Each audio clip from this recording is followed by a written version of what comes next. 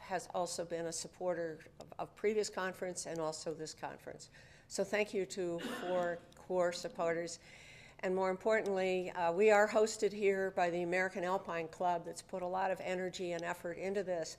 And I want to make a short introduction to Phil Powers. Phil is the Executive Director of the American Alpine Club. He is a climber of some note. He's been a guide, but I've known him for 13, 14 years, and I can say that Phil is a guy who puts his money where his mouth is. He puts his efforts where it counts, and I am thrilled that Phil and the AAC said, yes, we want to host this conference. So, Phil, thank you. Thank you,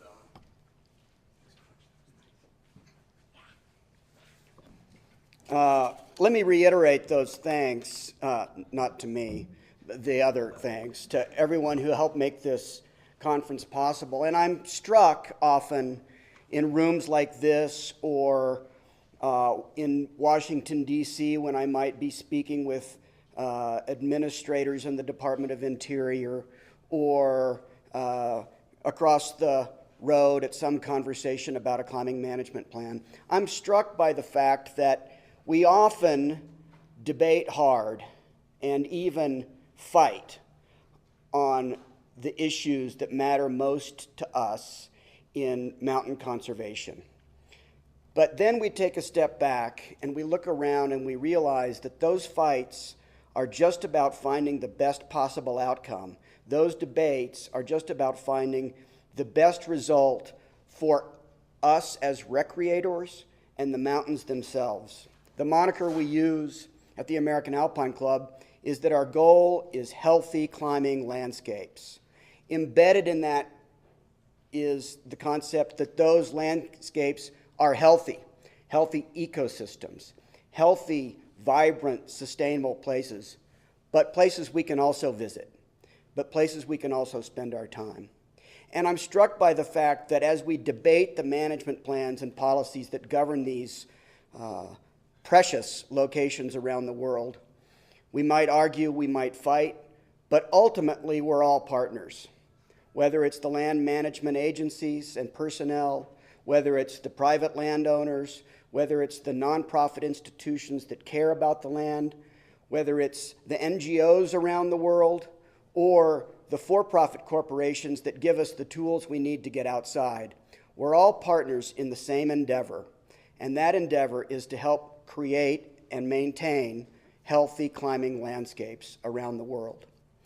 One other thing I'll say about that is that we've learned, and I think a great representative of this learning is the Mountain Institute, and just as an aside, I'll send a little bit of kudos to John Harlan and the work of people around the world to come up with solutions to the problems we face on Mount Everest, not because that's the place that's most important, but as an iconic destination, it can really be a model for sustainable summit management. But I just want to remind us all that we're in this together. It's through the work we do together that we're going to get where we want to be.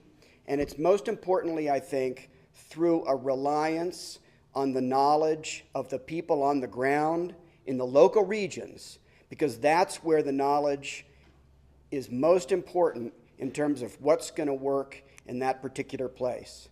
So we take a global view, but we have an awareness of what matters locally. I want to introduce a key partner in that fabric. Peter Metcalf is what we call a lifer in the climbing world, a guy who's found a way to continue climbing throughout his career. He started as kind of a hardcore mountaineer and rock climber. I suppose he, like me, would say that he's a little less hardcore now. But when you balance raising a family, growing a business, and in his case, taking the extra step of having to endure the rigors of taking that company public, and simultaneously continuing to advocate for the recreation spaces that we all need going forward, and to use those businesses and that business as a point of leverage in conversations about environmental policy. Peter's a great example. Peter, come on up.